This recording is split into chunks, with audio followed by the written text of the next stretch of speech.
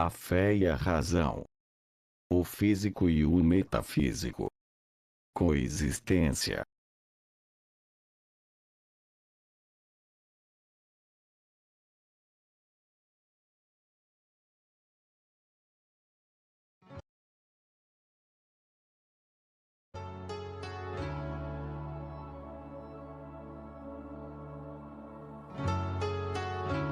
Em nome do Pai, do Filho e do Espírito Santo.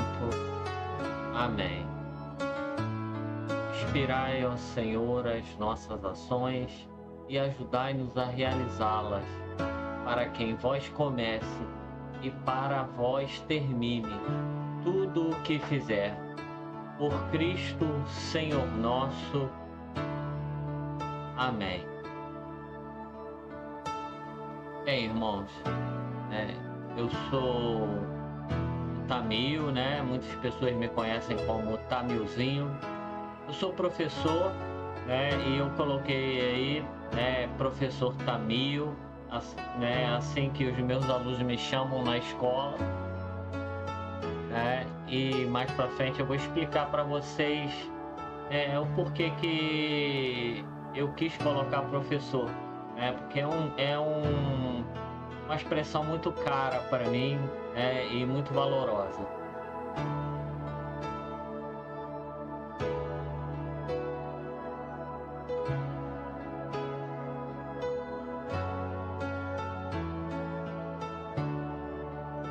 A gente vai fazer aqui uma explanação e espero que seja de proveito para vocês, coisas que o Senhor vem me mostrando. Eu, como professor de ciências, a gente lida muito com essas questões de embate entre a fé e a razão. E eu venho trazer aqui uma visão em que mostra uma coexistência, uma harmonia que há entre essas duas questões, fé e razão. O ser humano.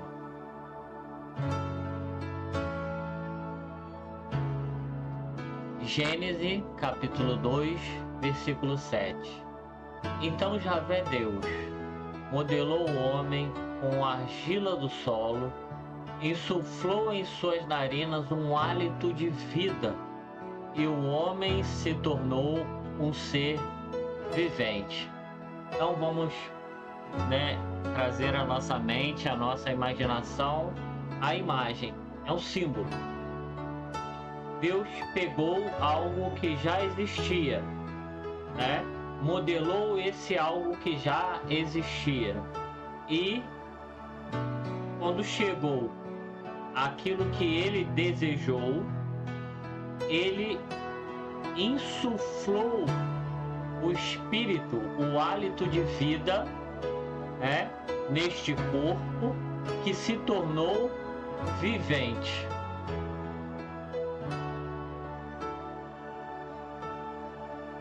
Corpo e espírito. Aqui a gente vai usar, o princípio dualístico, corpo e espírito. A alma sendo uma expressão do espírito. Tá joia?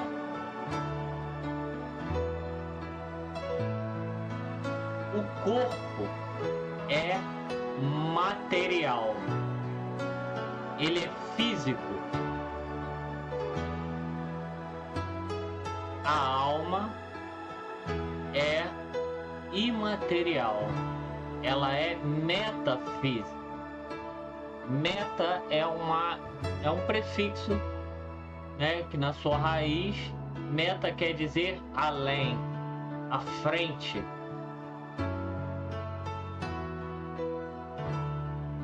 A alma intelectiva é o que nos diferencia do restante dos animais. Nós temos uma alma intelectiva. E aqui eu vou trazer algumas características dessa alma intelectiva.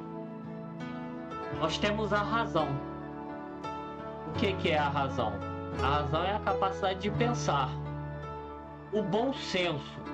Senso é uma palavra que quer dizer pesar. Eu vou medir, né? Tanto é que tem o senso, né? Brasileiro, que é você quantificar. Bom senso é você analisar, pesar as coisas. E a vontade, né? Aqui, né, reside uma característica marcante do ser humano, que é a vontade. Nós temos a vontade, né? E essa vontade, né, ela se caracteriza da seguinte forma: nós analisamos as opções, né? Você tem escolha a partir do momento em que você tem mais de uma opção. Se você só tem uma opção, você não tem escolha. Se você tem várias opções, 2 ou mais, você tem escolha. E o ser humano, ele, com a sua alma intelectiva, consegue analisar as opções e fazer a escolha, né? Essa vontade, ela também deriva né, vamos supor, como eu posso dizer isso? Da característica da busca da sobrevivência. O seu corpo, ele, né, a gente já nasce com esse desejo de sobreviver, e isso se manifesta também na vontade. O intelecto, então, ele se caracteriza como uma dádiva de Deus. Deus, ele te deu o intelecto para te proporcionar algumas coisas, tá bom?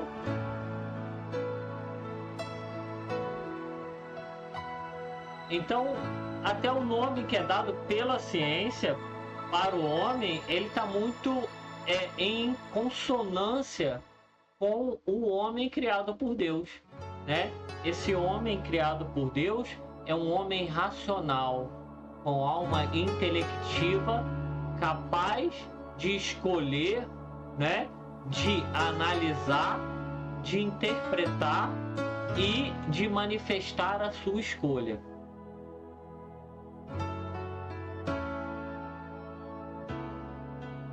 Eu quis trazer essa imagem aqui, eu vou voltar para você ver, ó. O que está acontecendo aqui? Tá havendo uma separação dessas duas partes que a gente convencionou em apresentar como duas partes, o corpo e a alma. A alma, ela sai do corpo. E o que é isso? Objetivamente, isso é a morte, né? Quando a gente imagina a morte, a gente imagina a alma saindo do corpo. Jesus, quando morreu, a sua alma saiu do corpo, né? Uma vez que Jesus se encarnou, ele assumiu uma alma humana, né? Capaz de vontade e de escolha. É isso que nos proporcionou a salvação.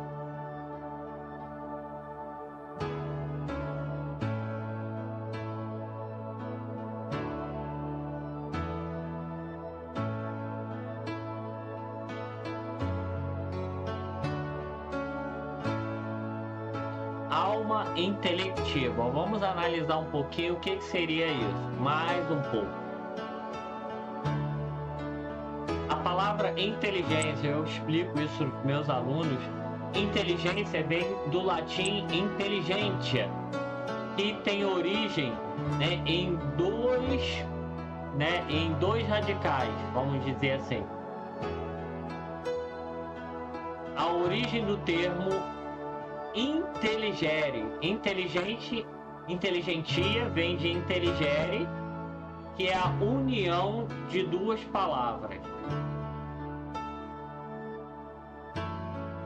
Intus, que quer dizer dentro, entre, e legere, que é ler, leitura, e escolher. Quando você chega num lugar, você faz uma leitura, se está claro, se está quente, quem são as pessoas que estão ali, isso é uma leitura, né? Não é só transformar, né, consoantes, né, e vogais em fonemas, mas leitura é uma interpretação. Legal? E outra, legere também vem de escolher, eleger. Olha só a palavra, eleger, legere, leitura, legere. Epístola aos Hebreus, capítulo 11, versículo 1. A fé é uma posse antecipada. Olha, lembra da palavra meta? Antecipada do que se espera, um meio de demonstrar realidades que não se vê. Na Bíblia da Ave Maria está assim: a fé é o fundamento da esperança, né, das coisas que não se veem, ou seja, é aquilo que eu não percebo pelos meus sentidos.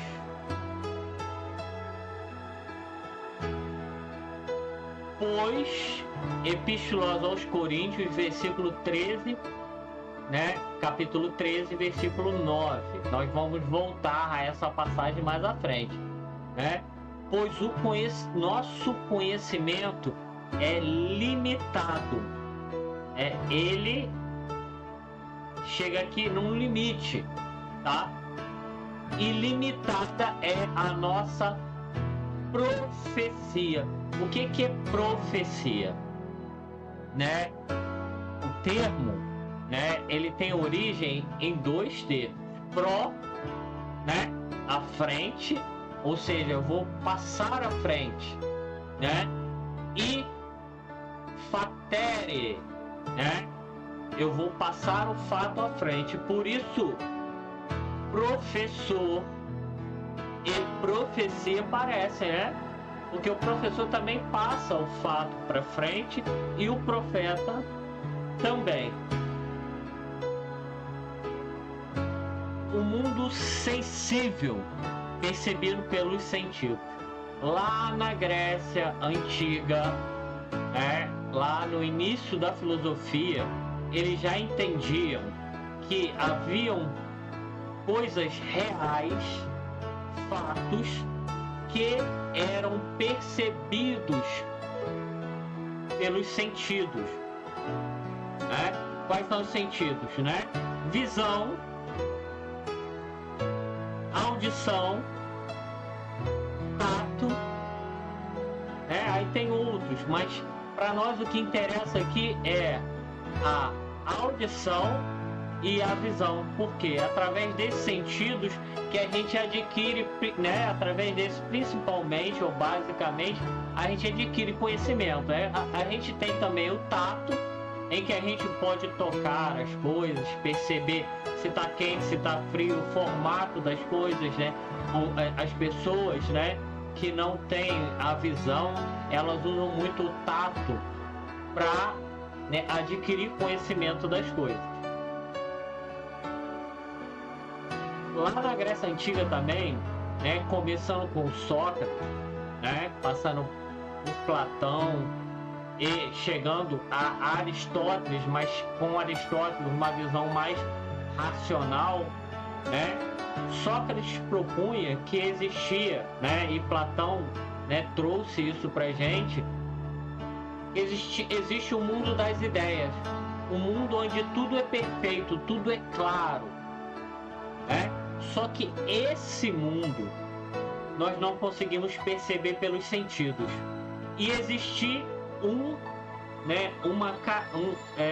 fator, né, se é que a gente pode chamar de fator, que é uma centelha divina, que eles chamaram de Logos, né, que iluminava o homem e fazia com que ele percebesse realidades não percebidas pelos sentidos, né? Ou seja, que estava além dos sentidos, mas que também passava pelos sentidos. Passa pelos sentidos, mas está além.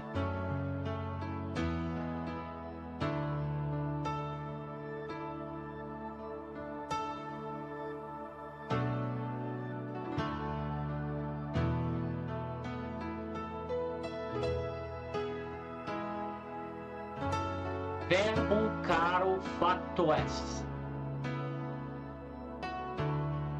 Evangelho segundo João, capítulo 1, versículos 1, 14 e 18.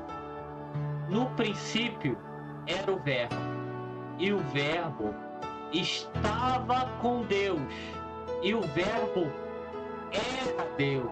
O Verbo é Deus.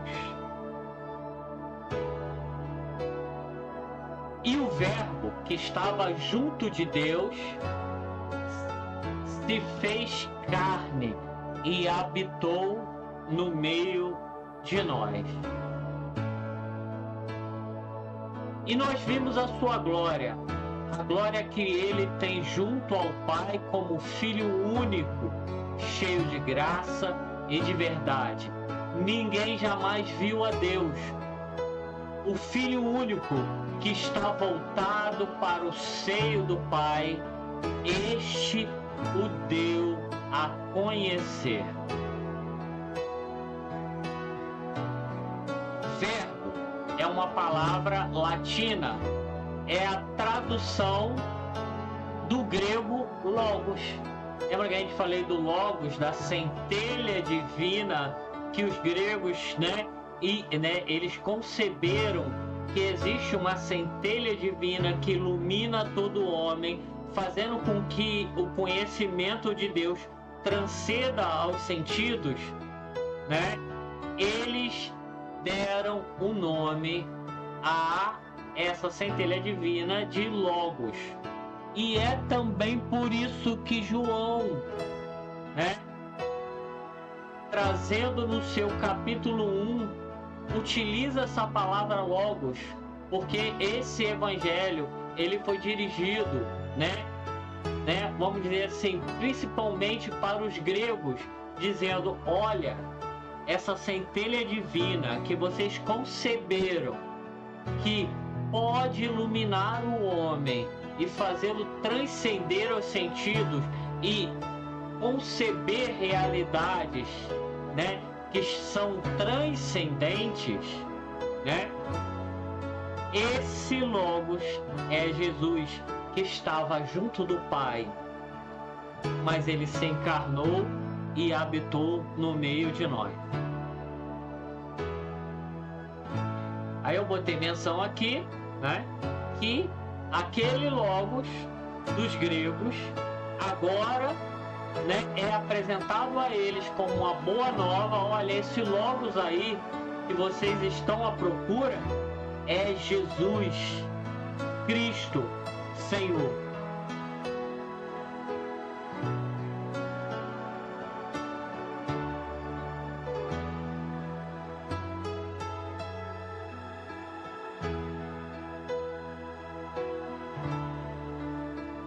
A fé e a razão. Não sei se vocês estão conseguindo montar aí, a síntese de vocês. Na verdade, o que é uma síntese? Você tem uma tese que já está, pré-concebida dentro de você. Na verdade, a maioria das coisas que estão em nós são teses pré-concebidas,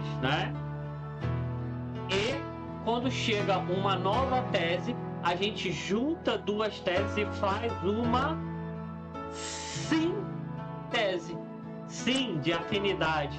Uma tese com afinidade à outra, a gente faz uma síntese. Fides et ratio, a fé e a razão. Epístola aos Romanos, capítulo 1, versículo 20. Sua realidade invisível, seu eterno poder e sua divindade tornou-se inteligível. Nós temos uma alma intelectiva, ou seja, A nossa alma é capaz de Deus, né? Sua realidade invisível, seu eterno poder e sua divindade tornou-se inteligível desde a criação do mundo, através das criaturas, de sorte que não tem desculpa. O que Paulo está dizendo aqui? Vou usar de uma analogia. Quando você chega a uma praia, você já foi a uma praia, né? À noite a maré pode subir, ela vem, cobre a areia. Mas se você chega ali e vê pegadas na areia, o que você lê dentro? Inteligível, né? Intus legere, eu leio dentro. O que eu leio dentro? Que alguém passou ali. Você está vendo a pessoa? Não. Você está vendo as pegadas das pessoas. É isso que Paulo está dizendo. Através das criaturas, nós podemos conhecer Deus. Através das pegadas de Deus, através do que Ele faz. Evangelho segundo João, capítulo 16, versículos de 12 a 13. Tenho ainda muitas coisas a vos dizer, mas não podeis agora suportar. Quando vier o Espírito da verdade. Jesus é caminho e verdade e a vida. Logo, o Espírito dele, né? Ele é uno, né? Com o Pai, o Filho e o Espírito Santo. Ele vos conduzirá à verdade plena, pois não falará de si mesmo, mas dirá tudo o que tiver ouvido e vos anunciará as coisas futuras. Olha só, o Espírito Santo, Jesus está dizendo que muitas coisas, eles, né, os apóstolos ali, os discípulos, não podiam ainda suportar. Mas a gente sabe que na história da igreja, tudo que Jesus disse, né, várias teses, né, elas passaram a formar sínteses, né? Porque aquilo que Jesus disse aqui começou a ecoar em consonância com isso aqui e uma terceira verdade surgiu, né? Não é uma nova revelação, mas um clareamento de tudo que Jesus disse. Mais uma vez, trago de novo, né? A expressão Logos, a centelha de Deus que ilumina todo homem, fazendo com que ele alcance realidades que ele não poderia atingir por si só. Mas olha, essa centelha divina que é Jesus, o Logos, ele vem e nos ajuda a enxergar realidades que talvez nós poderíamos enxergar, né, somente através dos nossos sentidos, das nossas capacidades. Ele potencializa isso, mas também faz, né, com que nós cheguemos além.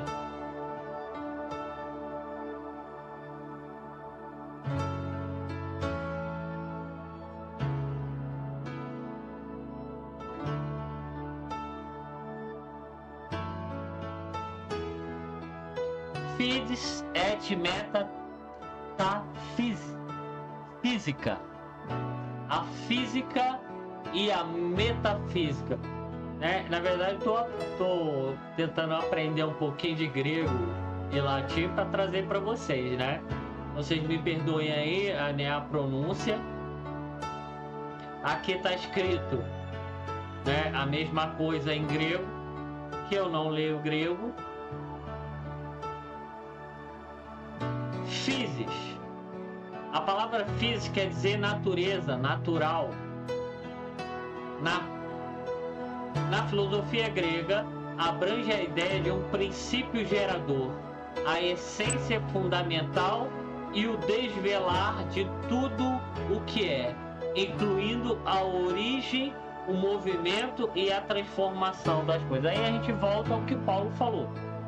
Através do natural, eu posso chegar a conceber realidades metanaturais, metafísicas, né? E vem o Espírito Santo, vem o Logos, o Espírito, né, de Jesus Cristo, e nos iluminar. Não, né? Não sei se pareceu confuso, mas Deus é único, né? Na verdade, onde o Espírito Santo está o Filho e o Pai. Onde Jesus está o Espírito e o Pai. Metafísica. Depois, além, a gente já falou disso, né? Meta quer dizer além, transcendente, né? Transcende a simplesmente o natural. Essa é a área da ciência que estuda tudo aquilo que está além do natural, a metafísica. Meta, além de, depois de, transcendência. E aí a gente, né, vai ver aqui que essa expressão transcendência, do latim transcendere, quer dizer ultrapassar, ir além, através, além. A gente já disse isso. Ascender. Aí aqui traz essa palavra transcendência, ela traz aqui um aspecto de ir ao céu, ou seja, aquilo que está no céu, né? Nós estamos na terra, o que está no céu? Eu consigo então conceber realidade celeste, né, através dessa iluminação divina, porque ela ascende, ela transcende, né? Mas eu só consigo através do verbo. Sem o verbo, sem o logos, eu não consigo conceber realidades celestes.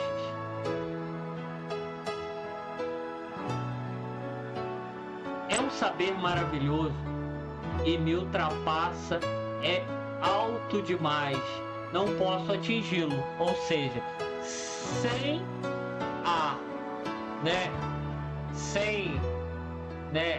o desejo de Deus, a vontade de Deus, nós não conseguimos, né, tocar realidades metafísicas ou transcendentes ou celestes, mas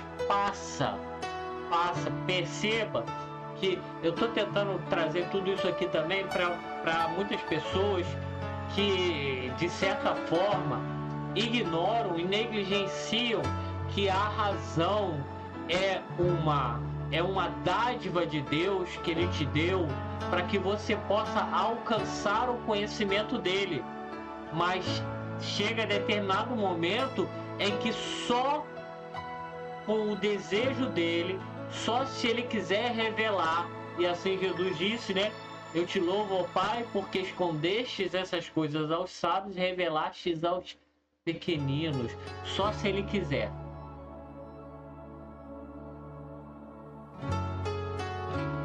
Epístolas aos Filipenses, capítulo 3, versículo de 7 a 11 e 16. Mas o que para mim era lucro, eu tive como perda por amor de Cristo. Mais ainda, tudo que eu considero perda pela excelência, tudo eu considero perda pela excelência do conhecimento de Jesus, meu Senhor. Por ele eu perdi tudo e tudo tenho como esterco para ganhar a Cristo e ser achado nele. Não tenho a justiça da lei, mas a justiça que vem de Deus, apoiada na fé, para conhecê-lo, conhecer o poder de Deus, da sua ressurreição e a participação nos seus sofrimentos. Olha, Paulo traz aqui que é até uma coisa mística, né? O desejo da participação dos sofrimentos de Jesus é uma coisa que você só vai alcançar através do conhecimento metafísico. Ninguém deseja sofrimento à toa, né? São Paulo está falando aqui que ele deseja, então é porque talvez ele tenha chegado a um grau bem mais elevado, conformando-me a ele com sua morte, para ver se alcanço a ressurreição entre os mortos. Lembra que a gente falou? O que seria se a morte é a separação da alma e do corpo? O que seria a ressurreição dos mortos? O retorno da alma ao corpo.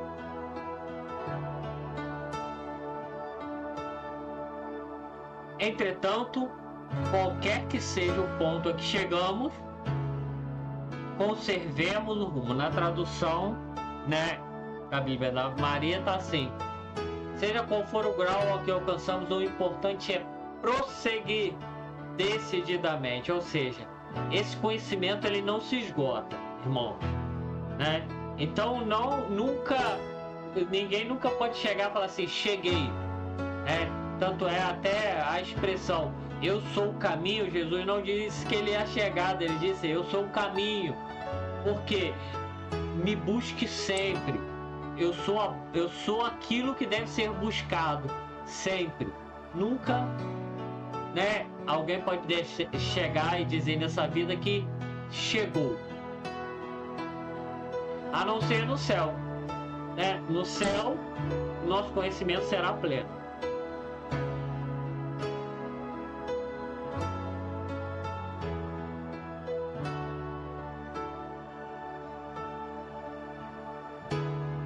Perceba que a gente disse, como a gente disse anteriormente, né? Conhecimento se confunde com a busca de Deus, né? Sendo assim, eu devo buscar o seu conhecimento sempre nas Escrituras, na contemplação, né? Na vida dos cristãos, né, que viveram, né, e que morreram na amizade de Cristo, né, em toda a riqueza da igreja. Epístolas aos Coríntios. Pois o nosso conhecimento é limitado, ilimitada é a nossa profecia. Mas, quando vier a perfeição, o que é limitado desaparecerá. Quando eu era criança, falava como criança, pensava como criança, raciocinava como criança. Depois que me tornei homem, fiz desaparecer o que era próprio da criança. Ou seja, né, a gente pode entender aqui também concepções que você tinha anteriormente, aquelas, né, pré-teses que você tinha anteriormente. A partir do momento que você vai avançando, você vai descartando também algumas e vai criando novas teses. O teu conhecimento sobre Deus vai aumentando e aumentando também a tua fé, porque a fé é pertinente àquilo que é metafísico. Agora vemos como que por um espelho. Ou seja, o espelho não é a realidade. O espelho é o reflexo. De maneira confusa, como, né, meio que embaçado, mas depois veremos face a face. Quando que nós veremos face a face? Quando o nosso conhecimento for pleno. E quando o nosso conhecimento será pleno? Quando nós não vamos mais enxergar através dos sentidos, né? Agora o meu conhecimento é limitado, mas depois conhecerei como eu sou conhecido.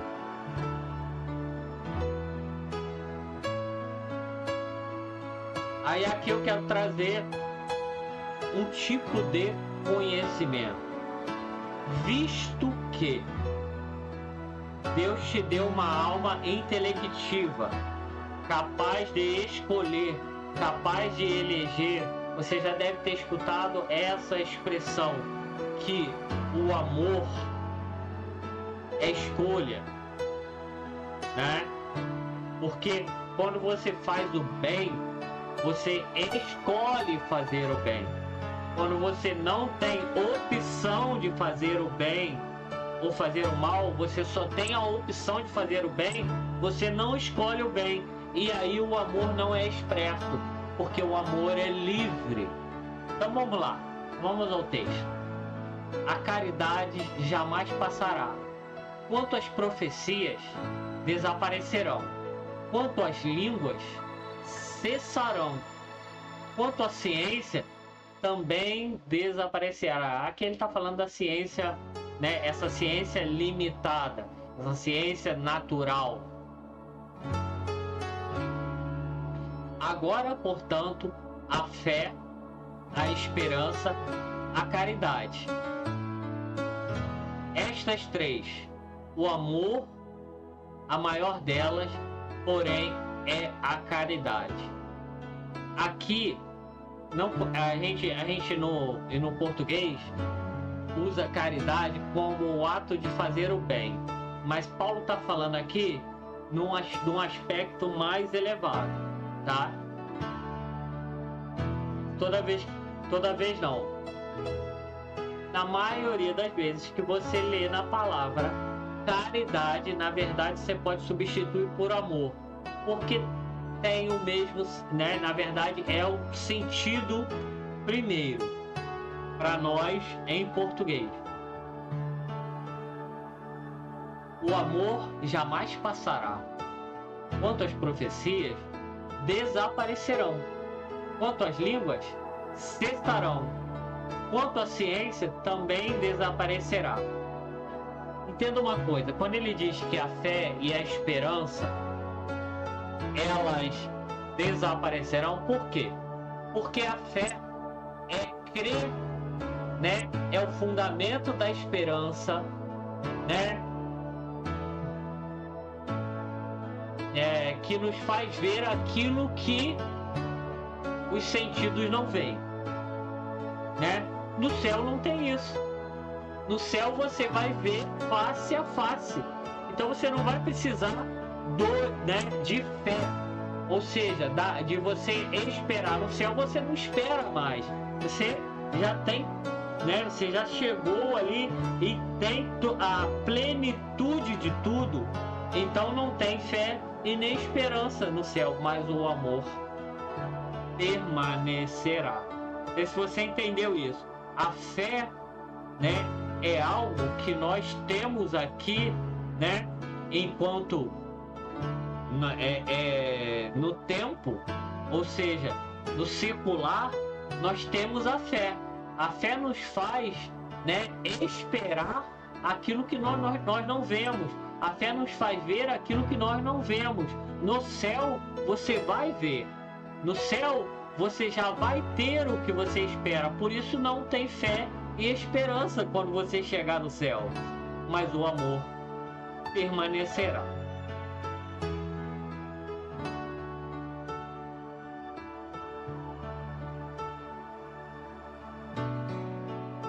O amor explicou cada coisa para mim. O amor solucionou tudo para mim.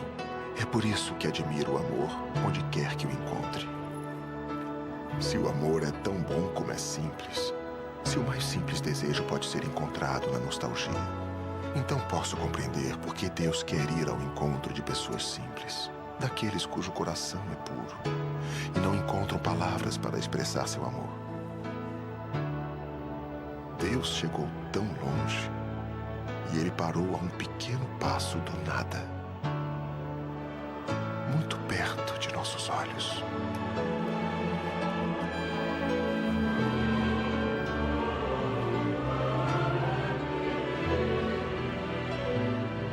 Talvez a vida seja uma onda de assombro.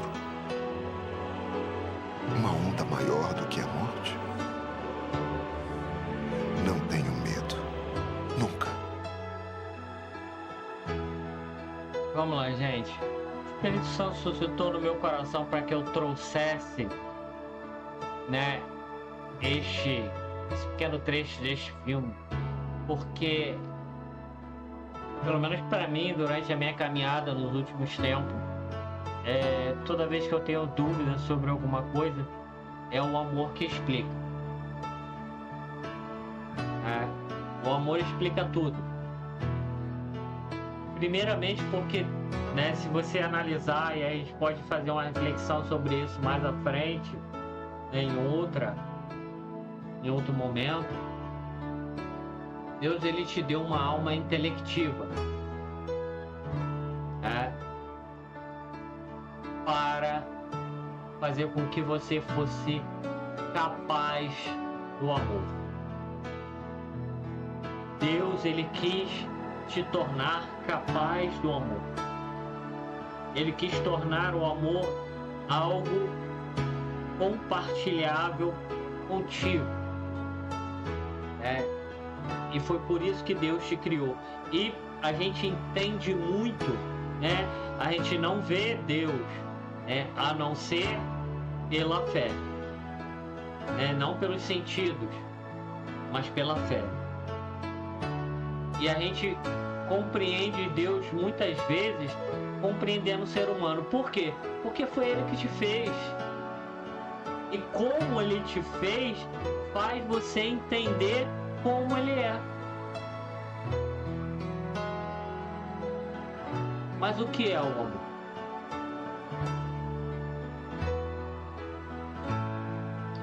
Aquele que não ama não conheceu a Deus, porque Deus é amor.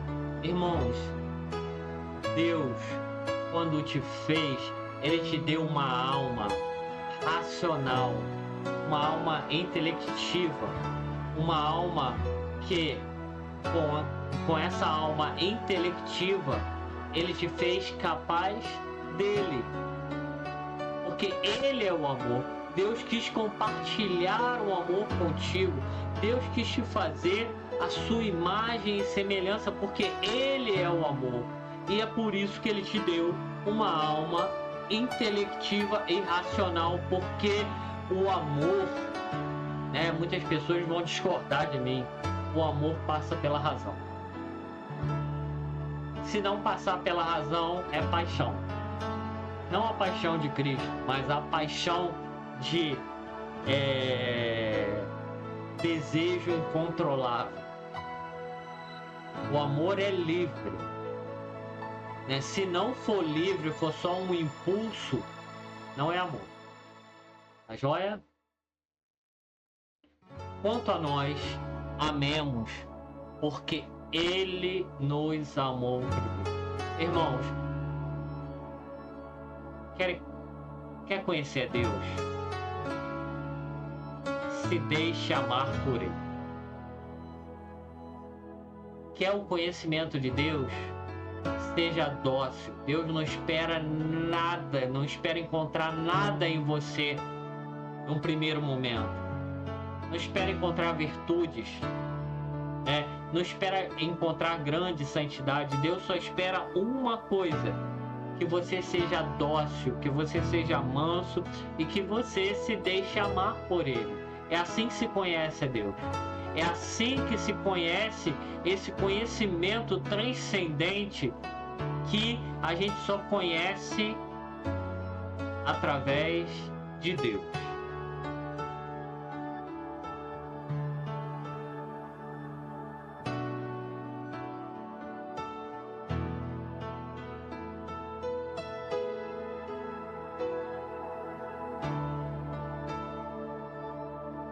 Com efeito, visto que o mundo, por meio da sabedoria, não reconheceu a Deus, a sabedoria de Deus, aprove a Deus, pela loucura da pregação, salvar aqueles que creem. Os judeus pedem sinais, os gregos andam em busca da sabedoria, ou seja, eles buscavam a sabedoria sem saber que a sabedoria é quem? Jesus. Nós, porém, anunciamos o Cristo crucificado, que para os judeus é escândalo, pedra de tropeço, para os gentios é loucura, mas para aqueles que são chamados, tanto judeus como gregos, é Cristo, poder de Deus e sabedoria de Deus. Pois o que é loucura de Deus é mais sábia do que os homens. O que é fraqueza de Deus é mais forte que os homens. Irmãos, a cruz. A cruz é sabedoria. A cruz é tão sabedoria que nós, na nossa sabedoria humana,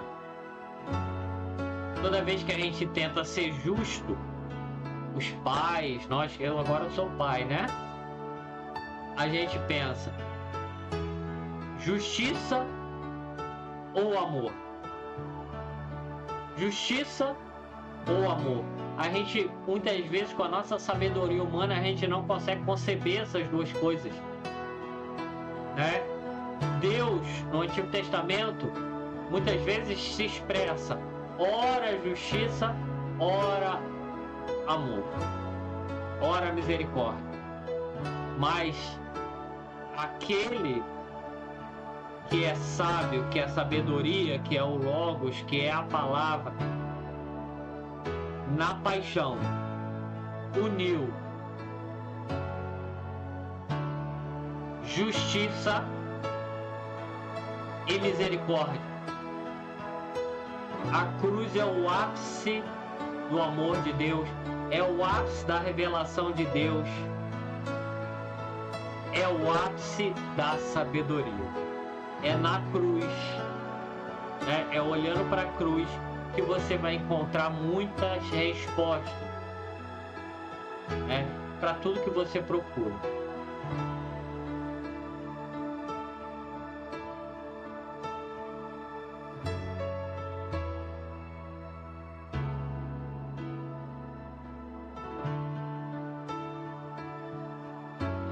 E nós temos reconhecido o amor de Deus por nós, e nele acreditamos.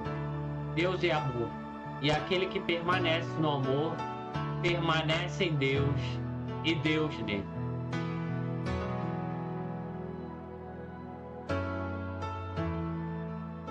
Outro caminho para você chegar a Deus é a contemplação. Irmãos, se você não for contemplativo,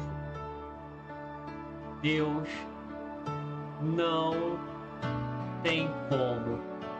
Se você não, vou usar uma expressão mais, mais simples, se você não pensar nas coisas de Deus, o Logos não vem e te clareia, tá? Como diz a palavra aqui, aquele que permanece no amor, permanece Deus e Deus nele. Se Deus permanece em ti, irmão, você é um templo. Você é um templo. É isso que é a etimologia da palavra, né? Templo, lugar sagrado. Lugar sagrado.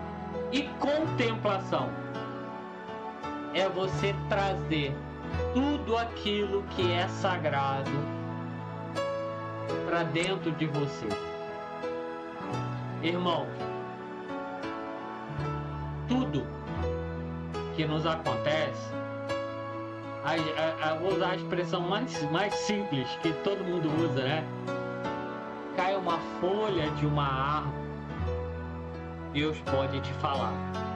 Se você trazer para o teu tempo, contemplar aquilo, o Logos vem e te ilumina. Perceba que a gente está falando através da razão, Deus, através da sua razão, unida à tua fé, o Logos vem, o Espírito Santo vem e te ilumina.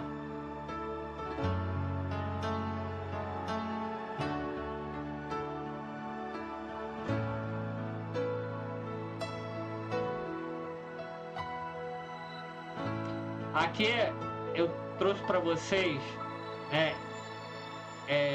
uma figura, uma animação que retrata uma batalha.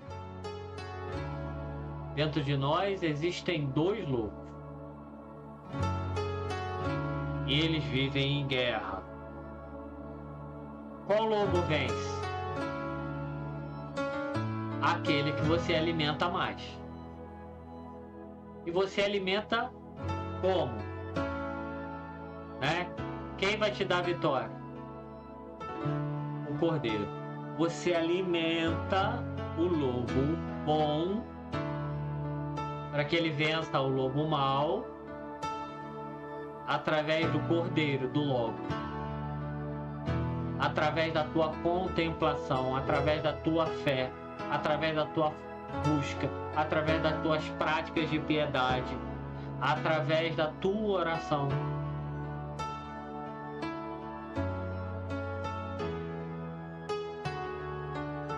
Epístola aos Gálatas, capítulo 5, versículo de 19 a 24. Ora, as obras da carne são manifestas, são essas: fornicação, impureza, libertinagem, idolatria, feitiçaria, ódio, rixas, ciúmes, ira, discussão, discórdia, divisões, invejas, bebedeiras, orgias, coisas semelhantes a estas, a respeito das quais eu vos previno, como já vos preveni. Os que tais coisas praticam não herdarão o reino de Deus. Mas os frutos do Espírito, lembra, tua alma é espírito, A alma é espírito, nem todo espírito é alma. A alma é espírito. Então, os desejos da tua alma são amor, alegria, paz, longanimidade. Longanimidade quer dizer aquelas coisas que não passam. Benignidade são as coisas boas em si. A bondade como prática. Fidelidade, mansidão, autodomínio. Contra essas coisas não existe lei, ou seja, contra isso você pode praticar, cultivar à vontade. Pois os que são de Jesus Cristo crucificaram a carne com as paixões e seus desejos. E aqui é uma coisa muito clara, irmão. Quando Jesus, ele te diz: aquele que quiser me seguir, tome a sua cruz e siga-me. Ele não está dizendo para você pegar duas madeiras cruzadas e sair carregando, não. Ele está dizendo para você crucificar isso aqui, os desejos da carne, e praticar isso aqui. Ele está dizendo para você praticar as bem-aventuranças, para você viver o amor, a lei. Ama o teu próximo como a ti mesmo. Ama a Deus sobre todas as coisas e o próximo como a ti mesmo.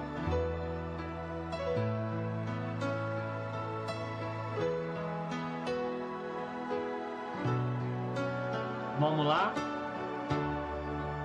Tá bem ciente aqui, ó. Desejos da carne, desejos do espírito. Vamos colocar assim agora: desejos corpóreos, desejos da alma. Lembra daquela imagem do início? criação do homem, porque os desejos da carne se opõem aos desejos do espírito, que são, e estes aos da carne, pois são contrários uns aos outros. Olha só, você tem a alma, você tem o espírito, né? Você tem a alma e o corpo, desculpa. Os desejos da alma, né, são contrários aos do corpo, e os do corpo a da alma. Se você não é contemplativo, se o conhecimento de Deus não está aumentando em você, se você não está buscando o conhecimento de Deus, se você não está procurando viver o amor de Deus na tua vida, esses desejos que estão na tua alma, eles vão ser incompatíveis aos do corpo. Ou seja, os desejos do corpo, se você não está procurando viver tudo isso, eles vão subjugar os desejos da alma. Só que a alma e o corpo, né, os desejos, eles são incompatíveis. E olha só o que vai acontecer: uma morte em vida. Uma morte em vida. E aí, toda vez, você já deve ter tido essa experiência, se você busca Deus, em momentos em que parece que tudo te faltava.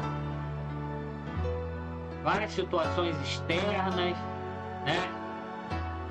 Tudo te faltava. E em dado momento, nada te faltava, mas não mudou nada.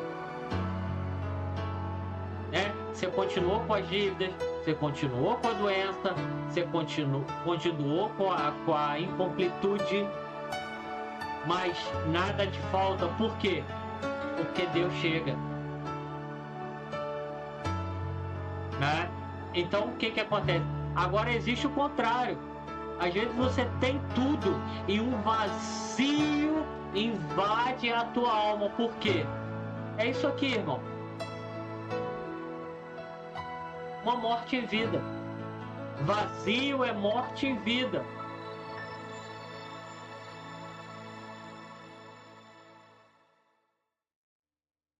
Trazendo aqui o que a gente comentou lá no início.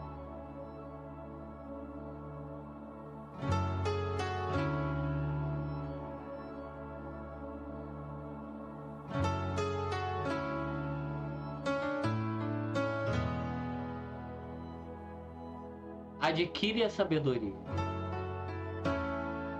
É assim, buscai a sabedoria, buscai o verbo, buscai o Logos, buscai Jesus, Senhor.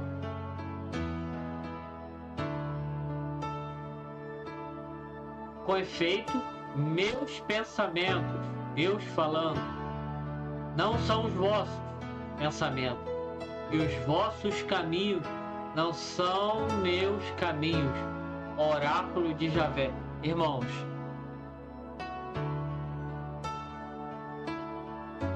a palavra de Deus, ela vem para nos incomodar. Muitas vezes ela vem para nos incomodar. A palavra muitas vezes vem para nos desacomodar. Por exemplo, estou aqui, estou acomodado na minha cadeira. Tá, eu tô na morte. A palavra de Deus vem para te tirar da morte, então ela vem para te desacomodar. Ela vem para te tirar desse estado. Então muitas vezes a gente não vai, o teu corpo, os desejos da carne vão berrar quando a palavra de Deus vier.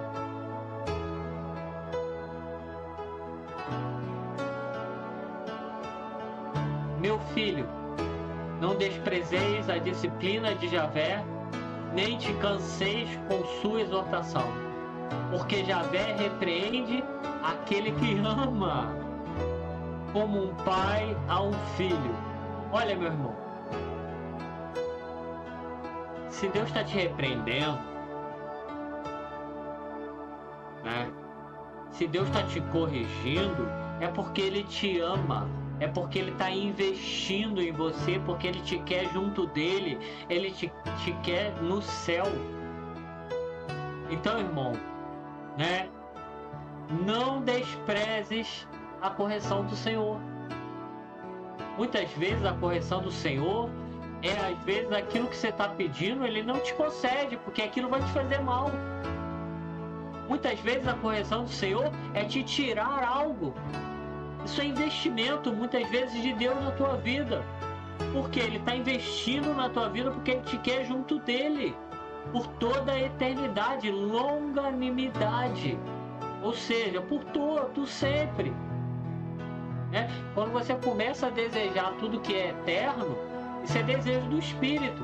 Quando você começa a desprezar, né, tudo que é passageiro, né, isso é desejo do Espírito. Né?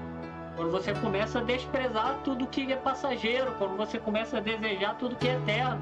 E o eterno, né, é o que Deus quer para ti. Ele te quer eternamente junto do lado dele. Ele vai investir em você para tornar isso possível. Por isso, não desprezes. Aqui eu trouxe uma frase que diz o seguinte: uma reunião em que todos os presentes estão absolutamente de acordo é uma reunião perdida. Uma reunião onde todo mundo vai para concordar. Para que serve a reunião? Né? Então, toda vez que você se reunir com o Senhor e Ele te corrigir, né, e Ele vier discordar de ti, aí você está ganhando, irmão.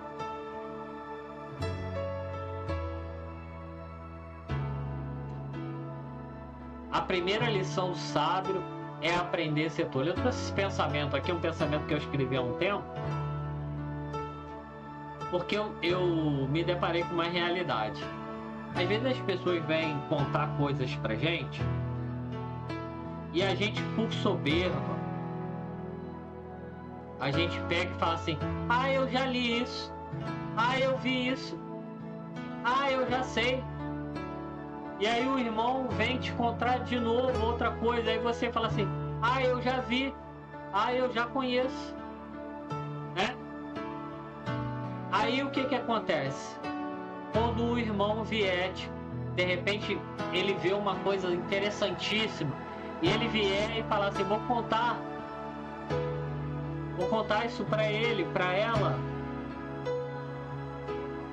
E aí, de repente, de tanta soberba que você usou para com ele, expressou tanta soberba, ele não vai te contar.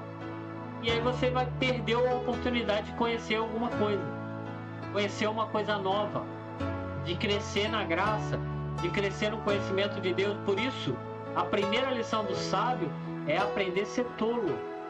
Escute sempre. Quando alguém vier te contar uma coisa que você já sabe, escute. Vou contar uma coisa para vocês. Trabalhava lá, eu trabalhei um tempo numa comunidade,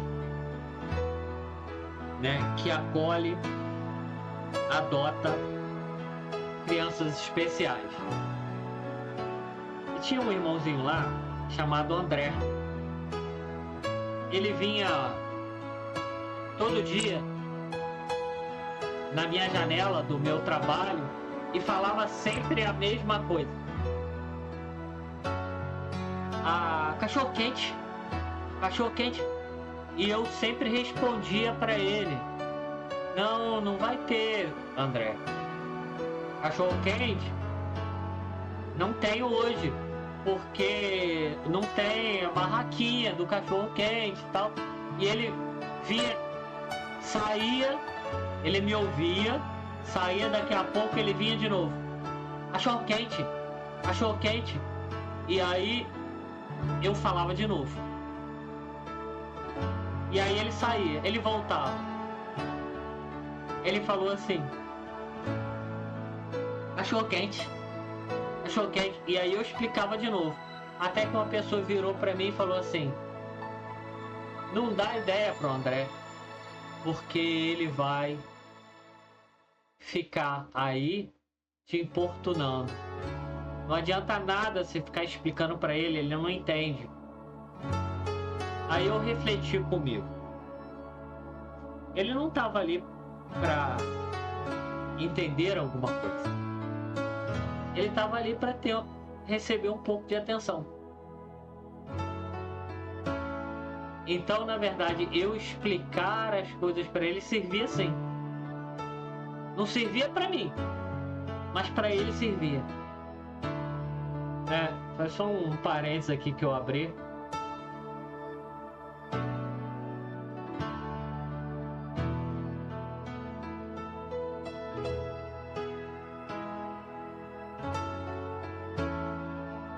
Mistério tremendo et fascinante. Mistério tremendo e fascinante, a tradução. Conhecimento sem o conhecimento de Deus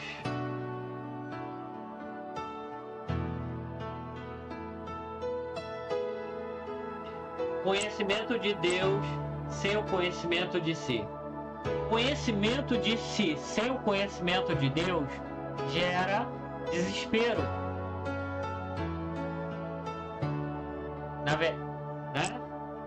Conhecimento de si, você se conhecer sem o conhecimento de Deus gera desespero. Agora, o conhecimento de Deus sem o conhecimento de si mesmo gera soberba, arrogância, prepotência. Então, esses dois conhecimentos devem andar lado a lado. Lembrando que esses dois conhecimentos vêm da razão e vêm da fé.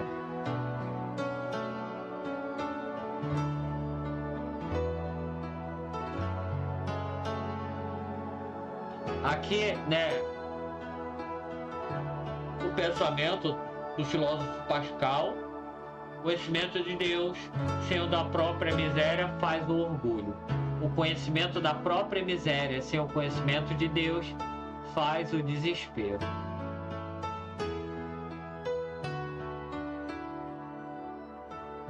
Pascal era cristão, Filósofo, matemático, cristão.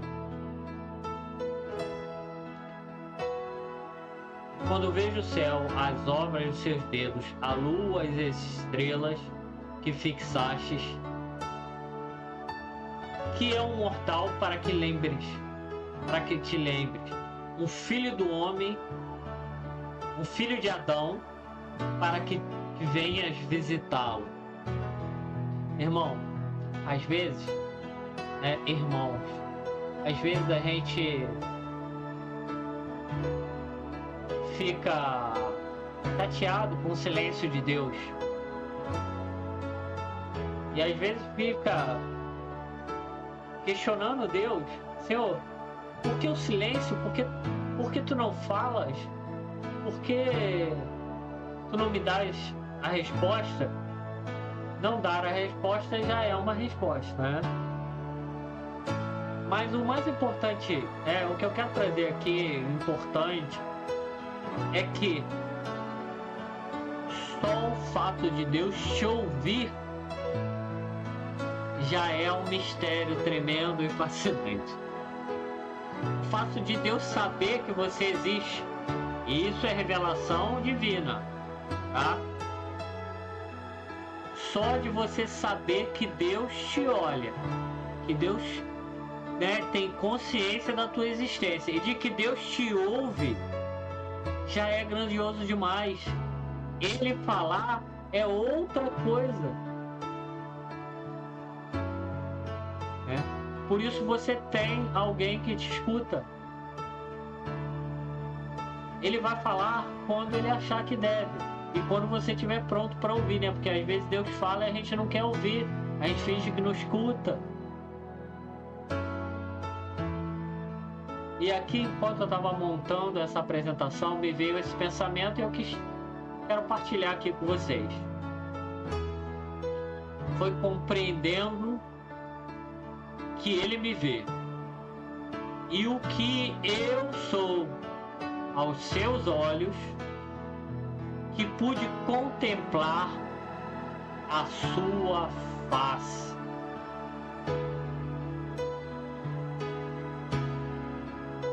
Foi compreendendo que ele me vê. Já é grandioso demais, ele me vê. Tem gente que não vê a gente. A maioria das pessoas não te vê. Ele te vê. E ele te vê de forma única. Foi compreendendo que ele te vê.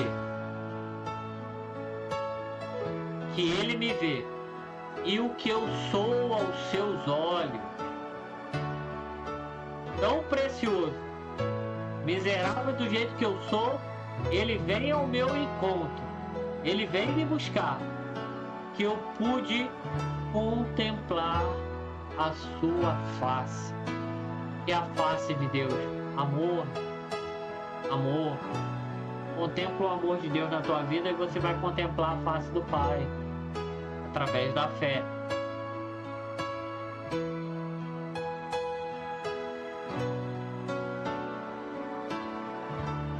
Eu quis trazer aqui uma reflexão sobre essa passagem. Está lá no Evangelho de Lucas, capítulo 2, versículo 46 a 55. Maria recebeu o anúncio do anjo. O verbo de Deus, o Logos, estava no seu ventre. Ela literalmente estava com o rei na barriga, né? Ela foi visitar sua prima Isabel. Isabel saudou Maria, né? Bendita és tu entre todas as mulheres, de onde me vem a honra que me venha visitar a mãe do meu Salvador. E Maria não se encheu de orgulho. A resposta dela foi essa. E Maria disse: minha alma engrandece ao Senhor. Meu espírito exulta em Deus, meu Salvador, porque olhou para a humilhação de sua pobre serva. Ele olhou para a pequenez dela, para a pobreza dela. Ela mesma está afirmando isso. Sim, doravante as gerações todas me chamarão de bem-aventurada, pois o Todo-Poderoso fez grandes coisas em meu favor. Seu nome é santo e sua misericórdia perdura de geração em geração para todos os que o temem. Agiu com a força do seu braço, dispersou os homens de coração orgulhoso, depôs os poderosos de seus tronos e humilhou e a humildes exaltou, cumulou de bens os famintos e despediu ricos de mãos vazias. Socorreu a Israel, seu servo, lembrado de sua misericórdia, conforme prometera aos nossos pais, em favor de Abraão e de sua descendência para sempre. Irmãos, quando foi que no tempo de Maria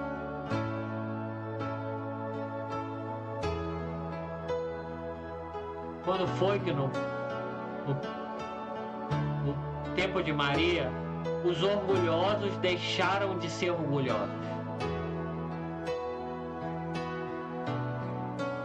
Quando foi no tempo de Maria que os poderosos foram depostos dos seus tronos? A história conta que Herodes continuou Herodes, né? O imperador continuou imperador, Pilatos continuou governador. Pilatos não era governador nessa época. Quando foi no tempo de Maria que os humildes foram exaltados? Quando foi no tempo de Maria que Deus cumulou de bens os famintos e despediu de mãos vazias os ricos? O texto, né, Maria está afirmando aqui que os ricos deixaram de ser ricos e os pobres passaram a ser ricos. Irmãos, Maria não está mentindo. Maria está dizendo que isso aconteceu, mas num nível transcendente. Maria está expressando aqui a visão espiritual de tudo aquilo que era fato. Maria está sendo profética aqui nesse momento, que ela está passando à frente um fato. Profatere, profeta, professor, né? Profatere, Maria está proclamando uma verdade. Os ricos, a partir da encarnação do Verbo, deixaram de ser ricos. Os pobres passaram a ser ricos, né? Os orgulhosos vão ser humilhados e os humildes serão exaltados. É a visão espiritual que é dada somente pelo Logos. Essa visão espiritual é dada por Deus, né? Pensamos essa visão espiritual, pensamos para que tenhamos a visão espiritual sobre todas as coisas, sobre as realidades da nossa vida. De repente você está numa situação difícil da tua vida e você acha que está na pior. Peça a Deus para te dar a visão espiritual, a visão que transcende a tudo aquilo que você está vendo, a visão que Deus tem de tudo isso.